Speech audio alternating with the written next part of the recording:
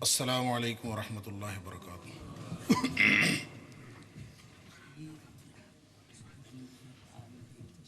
الحمد للہ وکفا وسلام علی عبادہ الذین اصطفیٰ۔ اشہد ان لا الہ الا اللہ وحدہ لا شریک لہ واشہد ان محمدا عبدہ ورسولہ صلی اللہ علیہ وآلہ وسلم۔ اللہم صلی علی محمد وعلی آل محمد کما صلیت علی ابراہیم وعلی آل ابراہیم انک حمید مجید۔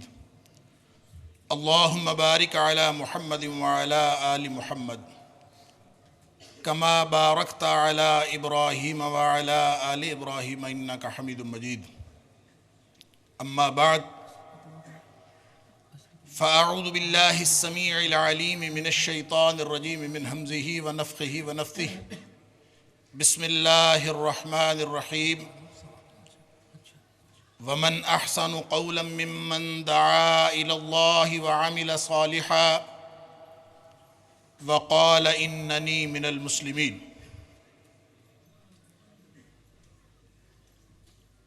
اس سے بہتر کس شخص کی بات ہو سکتی ہے جو اللہ کی طرف دعوت دے اور ساتھ اپنا کردار بھی اس کے مطابق بنائے۔ وقال اننی من المسلمین، اور پھر اعلان کرے کہ دنیا والوں میں اللہ کے فرما برداروں میں سے ہوں۔ صدق اللہ العظیم۔ اللہ کا شکر ادا کرنا چاہیے ہم سب کو کہ ہم یہاں پہ دین کی نسبت سے اکٹھے ہوئے ہیں، اور دنیا کائنات میں اس سے بڑی نسبت کوئی نہیں۔ ابھی حافظ حبیب صاحب فرما رہے تھے کہ دنیا کے مختلف ممالک سے لوگ آئے ہیں اور مختلف برانچز سے سب آئے ہیں۔ مجھے یقین ہے کہ ان میں سے کوئی بھی ایک بھی ایسا آدمی نہیں جس کا مقصد سوائے دین کی نسبت کے یہاں پہنچنے کے کوئی اور ہو۔ اللہ تعالی ہم سب کا یہاں اکٹھا ہونا قبول فرمائے اور نیتوں کا اخلاص پیدا فرمائے۔ اس پر شکر ادا کرنا چاہیے، اس لیے کہ اللہ کا قانون ہے کہ جب کوئی اللہ کا شکر ادا کرتا ہے تو اللہ تعالیٰ اس میں مزید برکت عطا فرما دیتے ہیں۔ اسی لیے میں ضمناً ایک مختصر سی بات آگے بڑھاتا ہوں کہ نبی پاک صلی اللہ علیہ وآلہ وسلم نے فرمایا افضل کلمات الشکر الحمدللہ، بہترین کلمہ شکر الحمدللہ ہے۔ اور ساتھ ہی یہ بھی فرمایا کہ افضل الدعاء الحمدللہ، یہ الحمدللہ بہترین دعا بھی ہے۔ کیوں؟ اس لیے کہ جب کوئی شخص شکر ادا کرتا ہے اور بہترین شکر ادا کرتا ہے تو اللہ کا قانون یہ ہے کہ لئن شکرتم لازیدنکم، تم شکر کرتے جاؤ میں اپنی عطا میں اضافہ کرتا چلا جاؤں گا۔ تو سب الحمدللہ کہہ دیں اللہ کے اس انعام پر کہ ہم یہاں اللہ کے دین کی نسبت سے اکٹھے ہوئے ہیں۔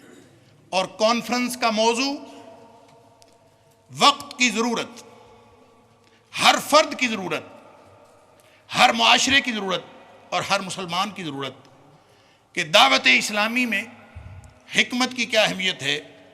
میں اس حوالے سے چند اصولی باتیں آپ کے سامنے رکھ کے تذکیر کی خاطر کہ اللہ تعالیٰ مجھے اور آپ کو توفیق عطا فرمائے کہ جس طرح کا داعی اللہ کا قرآن ہمیں بنانا چاہتا ہے، جس طرح کا داعی نبی پاک صلی اللہ علیہ وآلہ وسلم ہمیں دیکھنا چاہتے ہیں، ہم ویسے داعی بن جائیں۔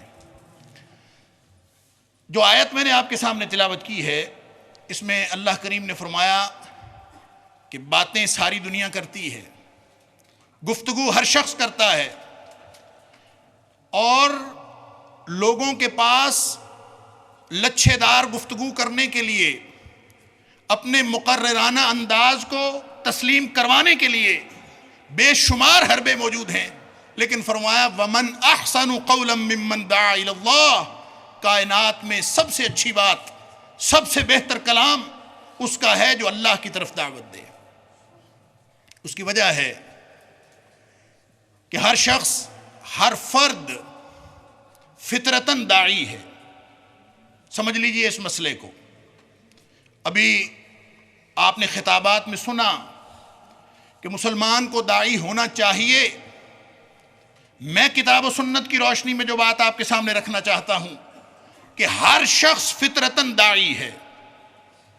اللہ نے ہر شخص کا جو مقام اس دنیا میں متعین فرمایا ہے، اس کو دیکھ کر، اس کی باتیں سن کر، اس کا کردار دیکھ کر اور اس کو پرکھ کر کوئی نہ کوئی اس سے متاثر ہو رہا ہوتا ہے، کوئی نہ کوئی اس کو آئیڈیلائز کر رہا ہوتا ہے۔ لہذا ہر شخص شعوری طور پر یا لاشعوری طور پر، دانستہ یا نادانستہ، ہر وقت ہر شخص کسی نہ کسی کو دعوت دے رہا ہوتا۔ جب ہر شخص داعی ہے تو فرمایا اصل بہترین بات اس کی ہے جس کی دعوت الی اللہ ہو۔ یعنی لوگ آئیڈیلائز کرتے ہیں، باپ کو اس کی اولاد آئیڈیلائز کرتی ہے، استاد کو اس کے شاگرد آئیڈیلائز کرتے ہیں، کسی بڑے کو چھوٹے دیکھ کر رنگ پکڑتے ہیں۔ ہر وقت جو شخص جو بھی کردار ادا کر رہا ہے اس کو دیکھ کر کوئی نہ کوئی متاثر ہو رہا ہوتا ہے۔ اس اعتبار سے ہر شخص چاہے وہ شعوری طور پر اس بات کو تسلیم کرے یا نہ کرے، وہ دعوت دے رہا ہوتا ہے۔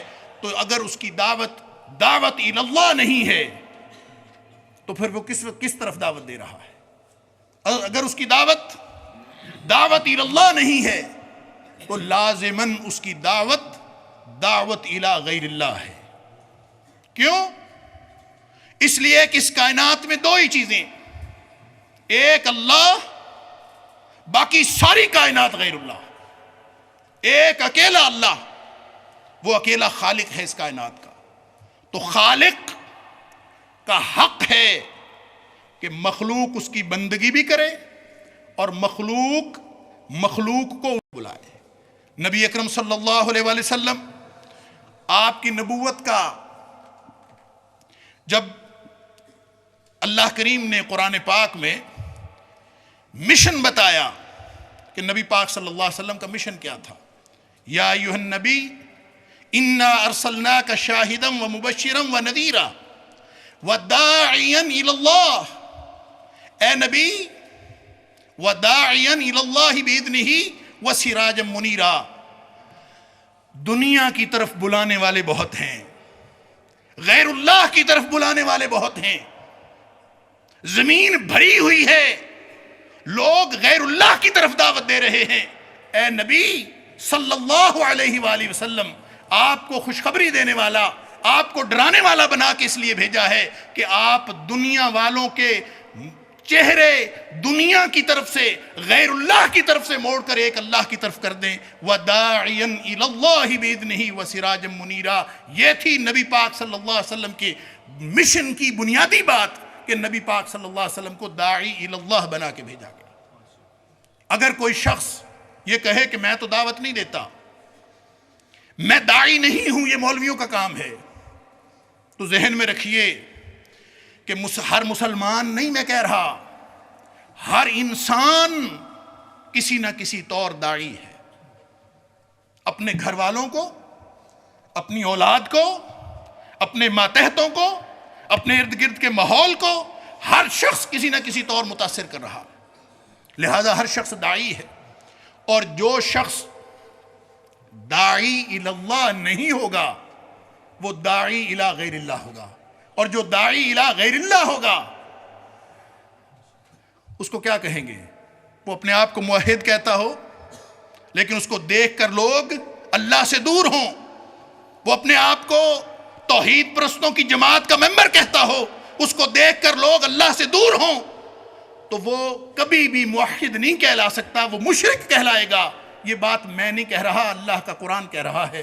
فرمایا وَادْعُ إِلَىٰ رَبِّكَ، سورۃ القصص کی آیت نمبر 87 فرمایا وَادْعُ إِلَىٰ رَبِّكَ۔ اس آیت کا جو پہلے والا ٹکڑا ہے وہ میں بعد میں عرض کروں گا، کیونکہ اس کے اندر بھی ایک انتہائی اہم نقطہ دعوت کے حوالے سے اللہ کریم نے ہمیں ارشاد فرمایا، وَادْعُ إِلَىٰ رَبِّكَ۔ اے نبی صلی اللہ علیہ وسلم، دعوت تمہاری اللہ کی طرف ہونی چاہیے۔ داعی تو سب ہیں، دعوت سب دے رہے ہیں، لیکن اپنے اپنے خدا، اپنے اپنے دیکھے یا اندیکھے خدا، اپنے اپنے دعوت کے مراکز، تو اللہ کو تو وہ پسند ہے وَمَنْ أَحْسَنُ قَوْلًا مِّمَّنْ دَعَا إِلَى اللَّهِ وَعَمِلَ صَالِحًا، جو اپنا کردار بھی اس کے مطابق بناتا ہے اور پھر کہتا ہے اِنَّنِي مِنَ الْمُسْلِمِينَ۔ حق ہی اس کو پہنچتا ہے کہ جس کا زندگی، جس کا کردار، جس کا اٹھنا بیٹھنا لوگ اس کو دیکھیں تو لوگوں کو اللہ یاد آ جائے۔ اگر لوگ اس کو دیکھیں اللہ یاد نہیں آتا تو پھر کیا ہوتا ہے؟ جس کو دیکھ کر اللہ یاد نہیں آتا، اس کا مطلب ہے کہ اس کی دعوت الی غیر اللہ ہے۔ اس کو دیکھ کر کاروباری ٹیمپٹیشن ہو، اس کو دیکھ کر دنیا میں بڑھنے کا جذبہ پیدا ہو، اس کو دیکھ کر دنیا کی دوڑ میں مسابقت کے جذبات پیدا ہوں، تو جو شخص اس طرح کا داعی ہے وہ داعی اللہ نہیں ہے، وہ داعی الی غیر اللہ ہے۔ اور اللہ کے رسول اللہ نے قرآن میں فرمایا، اے نبی صلی اللہ علیہ وسلم، وَادْعُ إِلَىٰ رَبِّكَ وَلَا تَكُونَنَّ مِنَ الْمُشْرِكِينَ۔ دیکھنا، خیال رکھنا اس بات کا، تیری دعوت ہمیشہ اپنے مالک کی طرف ہونی چاہیے، اپنے پالنے والے کی طرف ہونی چاہیے۔ وَلَا تَكُونَنَّ مِنَ الْمُشْرِكِينَ، اس لیے کہ اگر دعوت اللہ نہیں ہوگی تو مشرکوں میں سے ہو جائے گا۔ وَلَا تَكُونَنَّ مِنَ الْمُشْرِكِينَ، مشرکوں میں سے نہ ہو جانا، اپنے مالک کی طرف دعوت دینا، اپنے اللہ کی طرف دعوت دینا۔ لہذا خاطر جمع رکھیے، یہ صرف مولویوں کا کام نہیں ہے دعوت دینا، ہر شخص داعی ہے، چاہے چودھری ہے، چاہے مولوی ہے، چاہے طالب علم ہے، چاہے کاروباری ہے، چاہے سپہ سالار ہے، جو بھی شخص ہے اس کو دیکھ کر دنیا متاثر ہوتی ہے، اور جب دنیا متاثر ہوتی ہے تو گویا وہ چلتا پھرتا داعی ہے۔ اور داعی کس بات سے ہے؟ اپنے کردار سے داعی ہے۔ گفتار اہم ہے لیکن کردار سے زیادہ نہیں۔ فرمایا وَمَنْ أَحْسَنُ قَوْلًا مِّمَّنْ دَعَا إِلَى اللَّهِ، بات تو اچھی ہے اللہ کی طرف بلانا، لیکن وَعَمِلَ صَالِحًا، ساتھ کردار ہوگا تو پھر اس اعلان کا مزہ آئے گا کہ وقال اننی من المسلمین، کہ اللہ میں تیرے فرما برداروں میں سے ہوں۔ فرما بردار تو وہ ہوگا جس کا کردار ہوگا، تو جس کی دعوت الی اللہ نہیں ہے، اس کی دعوت الی غیر اللہ ہے۔ ہر شخص داعی ہے۔ اور ایک دوسرا نقطہ جو اسی سورۃ القصص کی آیت نمبر 87 کے پہلے حصے سے مترشح ہوتا، وہ یہ ہے کہ جب کوئی شخص داعی نہیں ہوتا نا، دعوت کا عمل ہر وقت جاری ہے، یہ ایک آن گوئنگ پروسیس ہے۔ ہر لمحہ، ہر معاشرے میں دعوت اپنا اثر دکھا رہی ہوتی ہے۔ کوئی شخص داعی کا لبادہ اوڑھے یا نہ اوڑھے، کوئی شخص خاص قسم کا لباس پہن کے میدان میں آئے یا نہ آئے، دعوت ہر وقت اپنا اثر دکھا رہی ہوتی ہے۔ فرمایا وَلَا يَصُدَّنَّكَ عَنْ آيَاتِ اللَّهِ بَعْدَ إِذْ أُنزِلَتْ إِلَيْكَ۔ اے نبی صلی اللہ علیہ وسلم، خیال رکھنا کہیں ایسا نہ ہو کہ یہ کافر تمہیں اللہ کی آیتوں سے گمراہ کر دیں۔ وَلَا يَصُدَّنَّكَ عَنْ آيَاتِ اللَّهِ بَعْدَ إِذْ أُنزِلَتْ إِلَيْكَ، تیری طرف سارا قرآن نازل ہو گیا، تیری طرف اللہ کی آیتیں آ گئیں، ساری رہنمائی آ گئی، کہیں ایسا نہ ہو کہ تم خود داعی نہ رہو اور کسی کی دعوت کا شکار ہو جاؤ۔ نتیجہ نکلا، بات سمجھ میں آئی کہ جو داعی نہیں ہوتا، جو ایکٹیولی دعوت نہیں دے رہا ہوتا، جس کا کردار اتنا مضبوط نہیں ہوتا کہ دوسروں کو متاثر کرے، وہ خود کسی نہ کسی کی دعوت سے متاثر ہو جاتا۔ جو داعی نہیں ہوتا وہ مدعو ہوتا ہے، وہ خود متاثر ہو جاتا ہے، کسی کی دعوت کا شکار ہو جاتا ہے۔ یہی وجہ ہے مولانا عبد الحادی مجھے فرما رہے تھے کہ اہل مغرب یا مغربی ممالک میں دعوت کیسے دینی چاہیے، اس کے بارے میں گفتگو کرنی ہے۔ میں یہ عرض کروں کہ میں اس فقہی نقطے میں نہیں پڑھتا کہ مغربی ممالک کے اندر کس بنیاد پر رہنا جائز ہے اور کس بنیاد پر رہنا ناجائز ہے۔ اگر مسلمان اپنے کردار کے اعتبار سے داعی ہے تو وہ دنیا کے کسی بھی کونے میں ہوگا، اس کی خوشبو سے پوری دنیا معطر ہوتی رہے گی، وہ داعی ہوگا۔ نبی پاک صلی اللہ علیہ وسلم اور آپ کے صحابہ کرام ہر جگہ صرف داعی بن کے نہیں گئے، کہیں لڑنے گئے، اسلام پھیل گیا، کہیں تجارت کرنے گئے، مقصد تجارت کرنا تھا، لوگ دیکھ کر اسلام قبول کرنے لگے، کہیں تعلیم حاصل کرنے کے لیے گئے، لوگوں نے دیکھا اور اس کا کردار کو دیکھ کر لوگ مسلمان ہونے لگے۔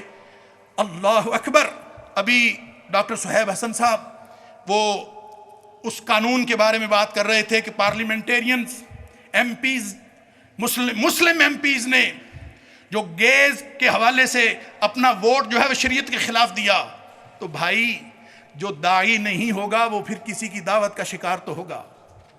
جو خود داعی نہیں ہے، جو اپنے کردار میں مضبوط نہیں ہے، جو اپنا مقام چھوڑ گیا ہے اور جس کو پتہ ہی نہیں میں مسلمان ہوں، نام مان رہ گیا، یہ کیسے ہو سکتا ہے کسی معاشرے میں کسی دوسرے کی دعوت کا شکار نہ ہو؟ یہ ہمیشہ یہ بس فلو کا فرق ہے کہ فلو ان ورڈز ہے یا آؤٹ ورڈز ہے، دعوت تو ہر وقت جاری ہے۔ اگر آپ دعوت دے نہیں رہے تو آپ دعوت لے رہے ہیں۔ اگر آپ لوگوں کو متاثر نہیں کر رہے، اگر آپ کو دیکھ کر لوگوں کو اللہ یاد نہیں آ رہا، تو پھر آپ کسی کی دعوت کا شکار ہو رہے ہیں۔ خاطر جمع رکھیے۔ آپ کو میں پچھلی دفعہ جب یہاں آیا مجھے بتایا گیا کہ ایک طالب علم اپنی تعلیم حاصل کرنے کے لیے بیچارہ یہاں آیا، جیسے پاکستان سے سارے آتے ہیں، مزدوری بھی کرتے ہیں اور ساتھ تعلیم بھی حاصل کرتے ہیں۔ ایک شیئرڈ اکاموڈیشن اس نے لی اور شیئرڈ اکاموڈیشن لے کے رہنے لگا۔ سارا دن کالج یونیورسٹی جاتا تھا، پھر اس کے بعد مزدوری کرتا تھا، مزدوری کر کے گھر آتا اور پھر پچھلی رات اٹھ کے اپنے اللہ کے سامنے گڑ گڑانا شروع کر دیتا، روتا۔ اور شیئرڈ اکاموڈیشن میں آپ لوگ جانتے ہیں کہ وہ اہل خانہ نے دیکھا کہ یہ روتا کیوں ہے، اس کو کیا مسئلہ ہے۔ اس سے پوچھا بھائی تمہیں کیا مسئلہ ہے، کسی نے مارا ہے، کسی نے کوئی حق غصب کیا ہے، روتے کیوں ہو؟ اللہ اکبر۔ اس نے کہا میں اپنے اللہ کے سامنے روتا ہوں۔ بھائی اللہ کے سامنے کیوں روتے ہو، مسئلہ کیا ہے؟ بس مسئلہ بتایا میں کیوں روتا ہوں، ساری فیملی مسلمان ہو گئی۔ وہ مبلغ بن کے تو نہیں آیا تھا، وہ تو مزدوری کرنے آیا تھا۔ وہ مبلغ بن کے تو نہیں آیا تھا، وہ اس کو کسی نے گھر والوں نے داعی بنا کے تو نہیں بھیجا تھا۔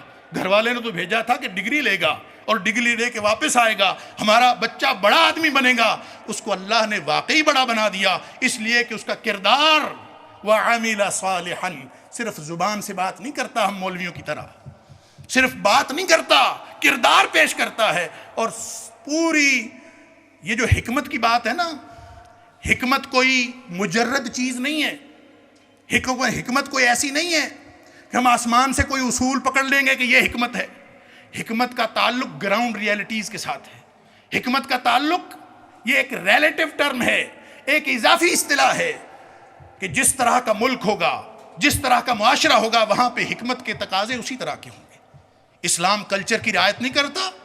نبی پاک صلی اللہ علیہ وسلم نے جتنے احکامات اللہ کی طرف سے ہمیں دیے یا اپنی طرف سے ہمیں جو شارع تھے، مقنن تھے، کیا انہوں نے عرب کلچر کی رعایت نہیں کی؟ کتنے معاملات ہیں جس میں عرب کلچر کی رعایت موجود ہے۔ لہذا حکمت کے لیے آپ کو کوئی مجرد اصول تراشنے کی ضرورت نہیں۔ ایک سوشل سائنسز میں ایک ورڈ یوز ہوتا ہے پریکٹیکل وزڈم، تو اسلام پیش کرنے کے لیے پریکٹیکل وزڈم کی ضرورت ہے۔ اور پریکٹیکل وزڈم کہاں سے آتی ہے؟ پریکٹیکل وزڈم کتابیں پڑھنے سے نہیں آتی، پریکٹیکل وزڈم 2.5 من کے خطبے دینے سے نہیں آتی، پریکٹیکل وزڈم تین من کے خطبے سننے سے بھی نہیں آتی، مسجدیں آباد کرنے سے بھی نہیں آتی، مسجد کو چندہ دینے سے بھی نہیں آتی۔ پریکٹیکل وزڈم اس وقت آتی ہے جب انسان اپنے آپ کو اپنے اللہ کے سپرد کر دیتا ہے، جب وہ خود للہیت میں ڈوبتا ہے۔ نبی اقدس علیہ السلام نے فرمایا حکمت، دانائی، اس کے اصول کتابیں پڑھنے سے نہیں آتے۔ رأس الحکمت مخافت اللہ، جس کے دل میں اللہ کا خوف آ گیا وہ دنیا کا سب سے بڑا دانا ہے، اس سے بڑا حکیم کوئی نہیں، اس سے بڑا دعوت میں حکمت استعمال کرنے والا کوئی نہیں۔ اس کو اللہ تعالیٰ پریکٹیکل وزڈم عطا فرماتے۔ وہ پریکٹیکل وزڈم جو صرف ایشیا میں نہیں چلتی۔ مجھے بتایا گیا کہ بہت بڑا بیریئر ہے یہاں پہ لینگویج کا، اور جو نوجوان نسل ہے یہاں کی وہ انگریزی سمجھتی ہے اور اردو نہیں سمجھتی، اور اس لینگویج بیریئر کی وجہ سے نسلوں کا گیپ پڑ رہا ہے اور نسلیں نسلوں سے دور ہوتی چلی گئی ہیں۔ واللہ عالم، مجھے نہیں پتا یہ حالات کیسے ہیں کیسے نہیں، لیکن مجھے ایک بات سمجھ آتی ہے کہ جب اللہ وزڈم اور دانائی عطا فرماتا ہے نا تو پھر کوئی کسی چیز کا گیپ نہیں رہتا، نہ جنریشن گیپ رہتا ہے، نہ لینگویج بیریئرز رہتے ہیں۔ حکمت اللہ عطا فرماتا ہے، تاثیر اللہ کی طرف سے ہوتی ہے۔ مسلمان تو بس اپنا کردار پیش کرتا ہے۔ آپ اپنا کردار تو پیش کریں۔ تبلیغ ہمیشہ مؤثر رہی ہے، دعوت ہمیشہ مؤثر رہی ہے، لیکن سب سے زیادہ جو سکہ رائج الوقت ہے، جس کا نہ حالات کے ساتھ تعلق ہے، جس کا نہ زمانے کے ساتھ تعلق ہے، کسی بھی زمانے میں، کسی بھی مقام میں، کسی بھی معاشرے میں دعوت تاثیر رکھتی ہے اگر اس کے ساتھ کردار شامل ہو۔ اس کو کہتے ہیں تبلیغ بالاسوہ۔ اپنے کردار سے اپنا کردار پیش کریں، وگرنہ جو داعی نہیں بنتا اس طرح، وہ مدعو بن جاتا ہے، وہ دعوت کا شکار ہو جاتا ہے۔ میرے استاد محترم ڈاکٹر خالد علوی مرحوم رحمۃ اللہ علیہ، وہ یہاں برمنگم میں کئی عرصہ رہے، یونیورسٹی میں میرے استاد تھے۔ انہوں نے مجھے ایک بات بتائی تھی، واللہ عالم آج کل وہ صورتحال ہے کہ نہیں، کئی سال پہلے کی بات ہے جب وہ یہاں رہے۔ انہوں نے کہا کہ یہاں عیسائیوں کی ایک تنظیم ہے جس کا نام ہے جیہوواز وٹنسز، اور وہ جو جیہوواز وٹنسز ہیں وہ گھر گھر جا کے تبلیغ کرتے ہیں، اور جس طرح ہماری تبلیغی جماعت کے لوگ تبلیغ کرتے ہیں اسی طرح وہ تبلیغ کرتے ہیں۔ اور انہوں نے بتایا کہ بہت سارے والدین اس لیے پریشان ہیں کہ ان کے بچے ان کی دعوت سے متاثر ہو رہے ہیں۔ اب ظاہر سی بات ہے، جو خود داعی نہیں ہے، جن کے گھر میں اسلام نہیں ہے، جن کے اندر کردار کی قوت نہیں ہے، جن کے اندر داعیانہ جذبہ نہیں ہے، جن کے اندر داعیانہ سکت نہیں ہے، وہ دعوت کا شکار ہی ہوں گے۔ وہ عیسائیوں کا ہو جائیں، وہ یہودیوں کا ہو جائیں، وہ دنیا داروں کا ہو جائیں، وہ سیکولرز کا ہو جائیں، وہ کسی کی بھی دعوت کا شکار ہو جائیں، وہ تو ایک لڑکتے ہوئے پتھر کی طرح ہے، کبھی ادھر گرا کبھی ادھر گرا، اس کی اپنی کوئی حیثیت نہیں ہے۔ لہذا مغرب والے ہوں یا مشرق والے ہوں، نبی پاک صلی اللہ علیہ وسلم کی اس تعلیم کی طرف دیکھیے کہ آپ نے کتنی تاکید فرمائی۔ فرمایا لَتَأْمُرُنَّ بِالْمَعْرُوفِ وَلَتَنْهَوْنَ عَنِ الْمُنْكَرِ، کہ لوگو یہ آپشنل کام نہیں ہے، یہ اختیاری معاملہ نہیں ہے کہ کسی نے کیا کسی نے نہ کیا۔ یہ ہر وقت ہر لمحہ کوئی ریڑھی پہ کھڑا ہے، کوئی کاروبار کر رہا ہے، کوئی نوکری کر رہا ہے، اس سے لوگ متاثر ہو رہے ہیں، وہ دعوت دے رہا ہے۔ بس فرق یہ ہے یا وہ داعی اللہ ہے وہ داعی الی غیر اللہ ہے۔ فرمایا لَتَأْمُرُنَّ بِالْمَعْرُوفِ وَلَتَنْهَوْنَ عَنِ الْمُنْكَرِ۔ یہی وجہ ہے کہ ہر صورت میں نیکی کا حکم دینا پڑے گا اور برائی سے روکنا پڑے گا، اپنا داعیانہ کردار ادا کرنا پڑے گا، وگرنہ اَوْ لَيُوشِكَنَّ اللَّهُ عَلَيْكُمْ بِعَذَابٍ أَن يَبْعَثَ عَلَيْكُمْ بِعِقَابٍ مِّنْهُ، نہیں تو پھر اللہ تعالیٰ تمہارے اوپر عذاب نازل کر دے۔ یعنی اس کے اندر آپشن ہی کوئی نہیں۔ جب ہر شخص داعی ہے تو دعوت اللہ دینا اس کا فرض ہے، اور وہ اسی طرح فرض ہے جس طرح نماز پڑھنا فرض ہے، جس طرح روزے رکھنا فرض ہے، اسی طرح داعی بننا فرض ہے۔ مجھے بڑی خوشی ہے یہاں کی جو نوجوان نسل، اس کو دیکھ کر اللہ یاد آ جاتا ہے۔ یہاں کے نوجوان جو اللہ کے فضل سے مسجدوں میں آتے ہیں، مجھے بہت ساری برانچز میں جانے کا اتفاق ہوا، ہو سکتا ہے یہاں کے بزرگوں کو اپنی اگلی نسل سے گلا ہو، مجھے تو بڑی خوشی ہے، اس لیے کہ ایسے نوجوان کہ جن کو دیکھ کر اللہ واقعی یاد آ جاتا ہے، اس غیر مسلم معاشرے کے اندر اگر وہ رہ رہے ہیں اور ان کو دیکھ کر اللہ یاد آ جاتا ہے، تو اس سے بڑا نہ کوئی جہاد ہے، نہ اس سے بڑی کوئی تبلیغ ہے۔ اللہ اس میں اور برکت عطا فرمائے، اللہم زد فزد۔ لیکن ہمارا کام، ہم حکمت تراشتے ہیں، حکمت دیکھتے نہیں۔ یہی حکمت ہے جو کلچر کا بھی رعایت کرتی ہے، جو ثقافت کا بھی خیال رکھتی ہے، جو حالات کی رعایت بھی کرتی ہے، اور جو کسی معاشرے میں اسلام کسی بھی معاشرے میں کوئی رکاوٹ پیدا نہیں کرتا کہ اسلام ان کے اندر اپلیکیبل نہ ہو۔ لہٰذا یہ کیسے ہو سکتا ہے کہ مغرب کا معاشرہ ہے وہاں اسلام کے بارے میں کوئی رکاوٹیں ہوں؟ بس فرق صرف اتنا ہے کہ مسلمان خود داعی بنے، اور اس داعیانہ کردار میں جب انسان مسلمان، میں آپ سب، ہم اپنا کردار تو پیش کر رہے ہوتے ہیں، لیکن یہ بھول جاتے ہیں کہ ہم نے اس دنیا سے جانا بھی ہے، ہم نے فوت بھی ہونا ہے۔ لہذا میں کردار ادا کر رہا ہوں، میرا کردار ہے، بس میں اپنے اللہ کے پاس پہنچ جاؤں گا۔ پیچھے اس وقت گیپ پیدا ہوگا جب آپ نے پیچھے اپنے ٹیم تیار نہیں کی ہوگی۔ تو دعوت کا سب سے بڑا بنیادی اصول یہ ہے، آپ نے نام سنا ہوگا مولانا اسحاق بھٹی صاحب، پاکستان میں بلکہ کویت کے جو اہل حدیث ساتھی ہیں انہوں نے وہاں بلا کے ان کو مورخ اہل حدیث کا خطاب دیا۔ کوئی 25-30 کے قریب کتابیں انہوں نے لکھی ہیں، اور ساری کی ساری مختلف علماء کے تذکرے انہوں نے لکھے، اور باقاعدہ ان کے خاکہ نگاری کے اوپر جو علماء کے خاکے انہوں نے لکھے ہیں۔ 2 ایم فل کے تھیسس ہو گئے ہیں پنجاب یونیورسٹی میں، 1 ایم اے کا تھیسس ہو گیا ہے مولانا اسحاق بھٹی کی اسلوب خاکہ نگاری کے اوپر۔ اور میں نے خود مولانا سے سنا، مولانا اسحاق بھٹی صاحب سے، کہ میں اپنے گاؤں میں بھینسوں کے لیے چارہ کاٹنے کے لیے کھیتوں میں بیٹھا تھا کہ مولانا داؤد غزنوی رحمۃ اللہ علیہ وہاں پہ تشریف لائے، اور وہاں کھیتوں میں آ گئے، اور آ کے مجھے بازو سے پکڑا اور کہا، مولوی اسحاق تیرا کام چارہ کاٹنا نہیں ہے، تو چل جا کے مرکز کے دفتر میں بیٹھ۔ کہتے ہیں میں وہاں آیا، علماء کی صحبت ملی، اور میں اسحاق بھٹی بن گیا، وگرنہ میں چارہ کاٹ رہا ہوتا۔ تو میں نے پھر مولانا اسحاق بھٹی صاحب سے یہ گزارش کی، میں نے کہا مولانا آپ کا بھی فرض ہے کہ کچھ چارہ کاٹتے لوگ 2-3 پکڑیں، ان کو پکڑ کے ان کی تربیت کریں، ایک ٹیم تیار کریں، تاکہ جب آپ اس دنیا سے جائیں آپ سکون سے قبر میں سو سکیں کہ مولانا داؤد غزنوی کی روح تو خوش ہوگی کہ انہوں نے ایک اسحاق بھٹی پیدا کیا، آپ بھی کوئی ایسا پیدا کر جائیں جو آپ کے بعد آپ کے مشن کو جاری رکھے۔ تو میں گزارش کروں گا کہ یہاں خطابات کر جانا، اپنا کردار پیش کر جانا، سب کچھ وقت کے ساتھ ساتھ تحلیل ہو جاتا ہے۔ ایک ٹیم تیار کریں، چھوڑیں ان فلسفوں کو کہ جنریشن گیپ ہے، کوئی جنریشن گیپ نہیں ہے۔ اپنی نسل تیار کریں، نوجوانوں کے لیے تربیت کا انتظام بنائیں، اور ایسے نوجوان تیار کریں کہ جو داعی ہوں اپنے قول کے اعتبار سے، جو داعی ہوں اپنے کردار کے اعتبار سے، بھلے کاروبار کرتے ہوں، بھلے وہ میڈیکل اسپیشلسٹ ہوں، بھلے وہ انجینئرز ہوں، وہ جو مرضی ہوں، لیکن وہ صحیح مسلمان ہوں، وہ جہاں بھی بیٹھے ہوں گے وہ اسلام کی خوشبو پھیلا رہے ہوں گے۔ اللہ تعالیٰ مجھے اور آپ کو اس بات کی توفیق عطا فرمائے۔